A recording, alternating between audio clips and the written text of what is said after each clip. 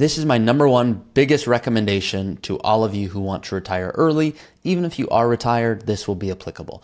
So this is going to be a story. Some of my episodes, I'm going to go heavy on a financial analysis, on a case study. That's not this episode. So if you're like, hey, this style of going through a story, yeah, it's cool. And I see you're excited telling the story, but it's not for me. That's okay. I have tons of other episodes that are really heavy on the financial analysis technical side, but this is not going to be that episode. So I just want you to be aware of that. Please know this should be not construed as one-on-one financial advice. This is for fun, educational, informative purposes only. But yes, I do hope it is informative so that you can make a good decision when it comes to your retirement. The reason I'm bringing this up is because I had a client and my client said, hey, Ari, I'm really not happy with you. I said, okay, what is it I did? I want to make sure I can fix the issue. They said, well, you helped me retire early, but as you know, we're very stimulating people. It's hard for us to find friends. And so, what are we supposed to do? I said, hey, wait a second. Are you upset that I do not have a best friend for you? I helped you retire early and now you're mad? And they're like, kinda. Now they're starting to half joke at this point.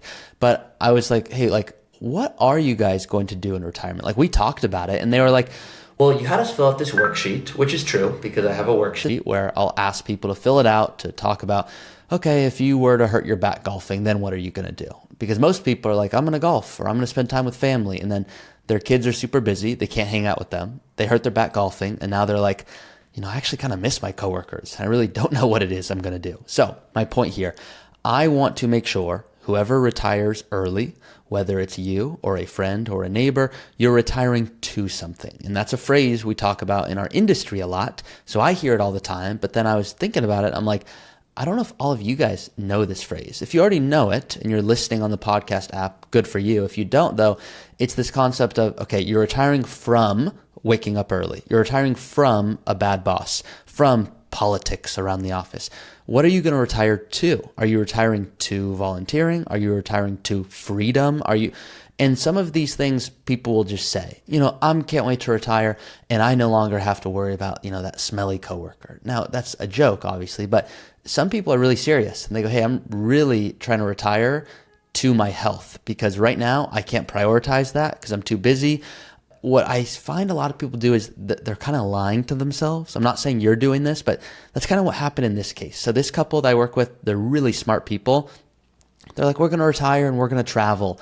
And they were kind of banking on that, meaning if they didn't travel, they're like, well, that just doesn't even make sense. That's what we're going to do. And they really like traveling.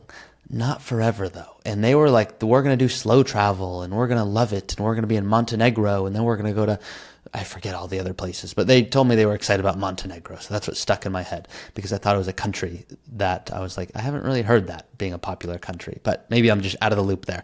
My point being, they were like, yeah, we thought about purpose, but they didn't really. They were like, we're going to travel. Now, I'm not saying all of you need to have backup plan A through Z, but what I'm saying is, can we get really intentional before you retire? And the common stories I'll tell are, I have one couple that's like, I'm going to retire and I'm going to move to Hawaii. And I said, if you move to Hawaii and you buy a home, I'm firing you. And they're like, really? I'm like, no, not really. But don't go buy a home. First see if you want to live there. And they're like, we already know. Stop wasting our time. And I said, okay, just Airbnb it for a month. And they're like, okay. And I never heard from them. And then about 6 weeks after their supposed move or trip, because I once again didn't hear from them, I said, hey guys, I got to know what happened. Did you buy a home or did you not? And they said, we loved Hawaii. And that was all the email said. I said, okay, they loved it. I was wrong. Good for me to learn a lesson. Maybe they should have bought a home. They replied 2 minutes later, we loved Hawaii, period. Not forever. Was great for 6 weeks. Glad we didn't buy the home. And I'm like, okay.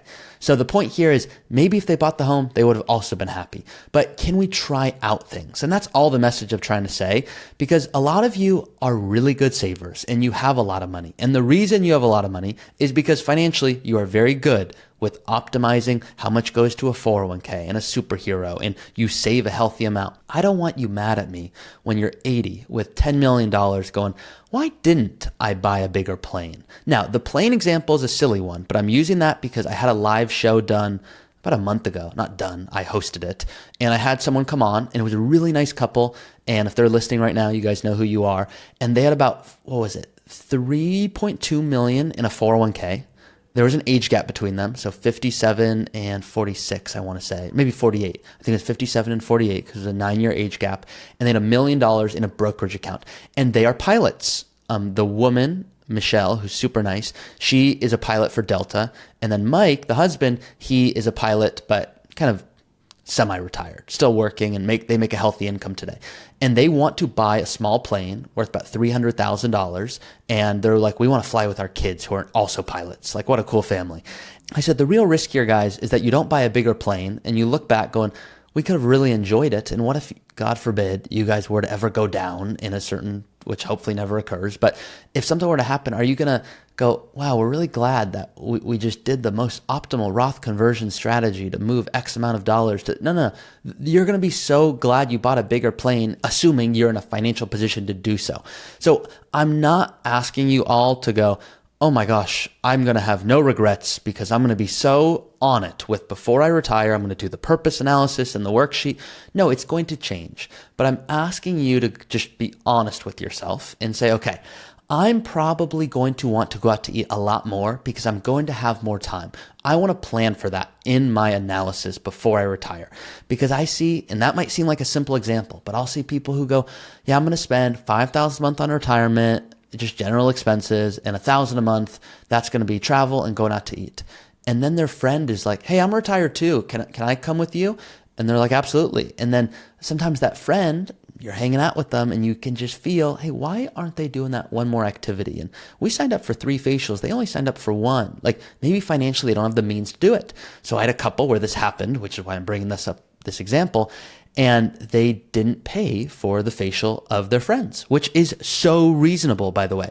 But they could feel the vibe was weird. And they're like, we know we have the financial means to do it. We just don't want it to be weird. Now, I'm a really transparent person. So if I had the means to do it, and this is not me tooting my horn, it's just who I am, I would say, hey guys, it's going to feel really weird. I'm about to pay for your facials. You're probably wondering, do I have the money? Do I not have the money? Not your problem. I'm over the moon to do it. Thank you so much for being part of this trip. I'm happy to do it. And I expect nothing in return. And if you make jokes about this or that, like, great.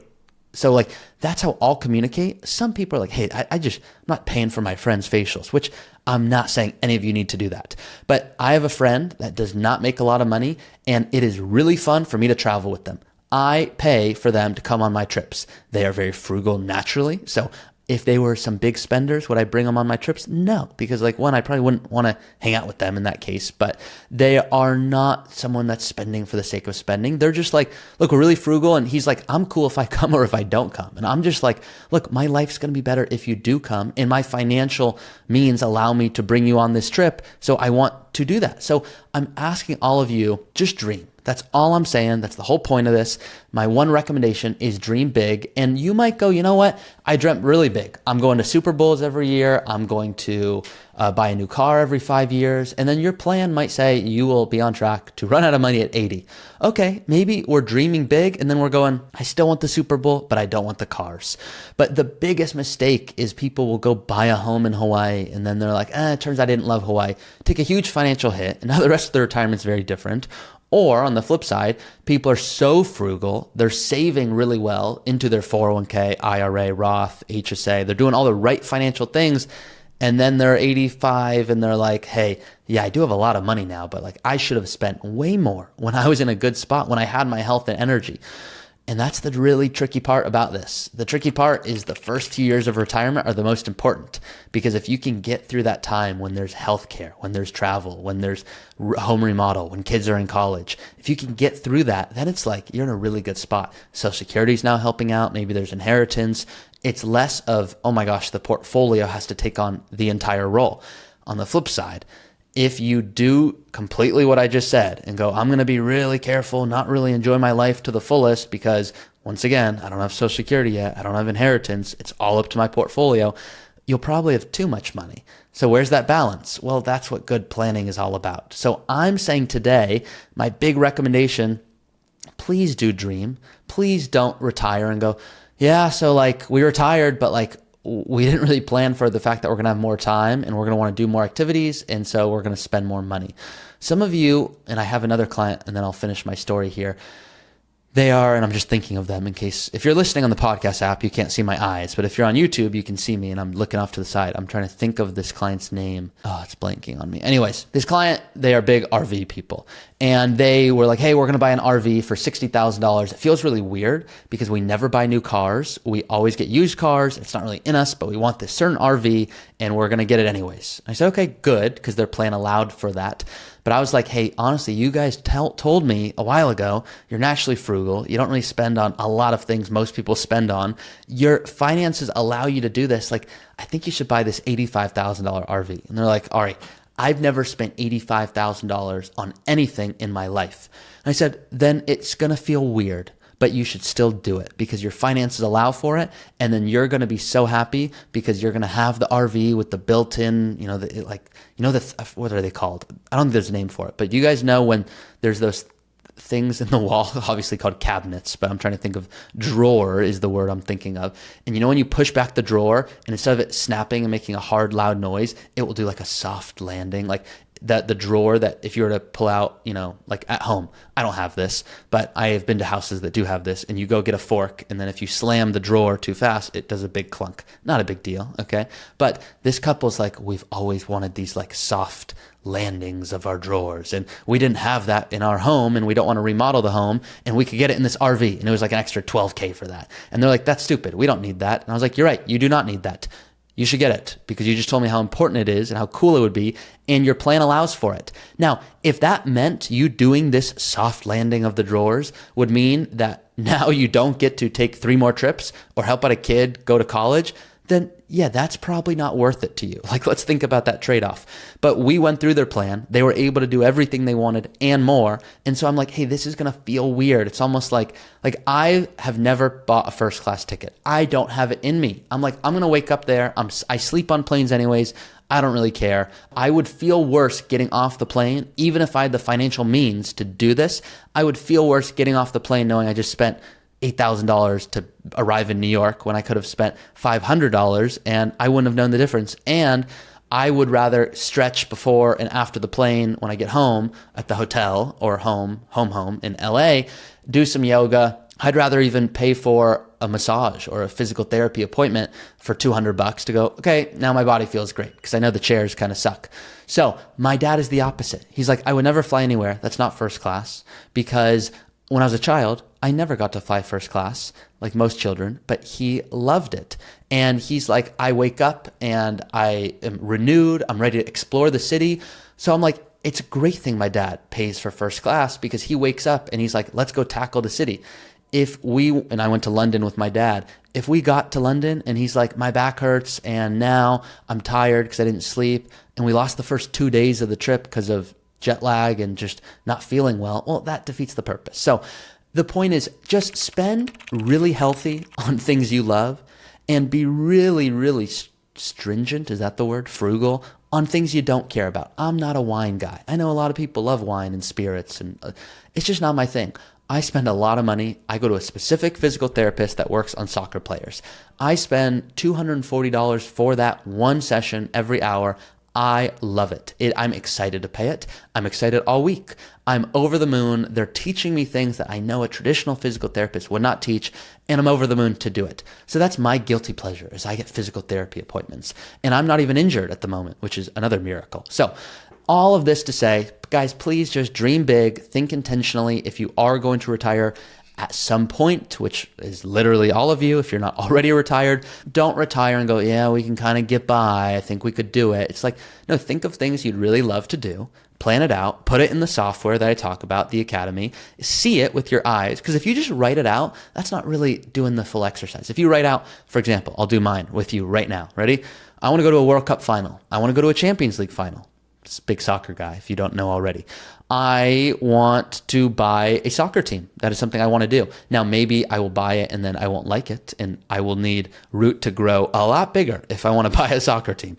But let's assume that occurs, and in 10 years, I can buy a soccer team and I can make sure my kids, I still want them to have some skin in the game because I just kind of believe in that. Financially, because I had that and it really helped me. I felt it drove me. But my point here is I would think of more things like that, and I'd write them down. And if I just wrote them down, I'd be like, okay, cool. That's not helping me get confidence that I can do these things. I put them in the software and I can see, okay, what am I on track for? If you're a current client working with us at Root and you're like, hey, I just needed a reminder to dream big. Yeah, dream big. Talk to your advisor about that in more detail.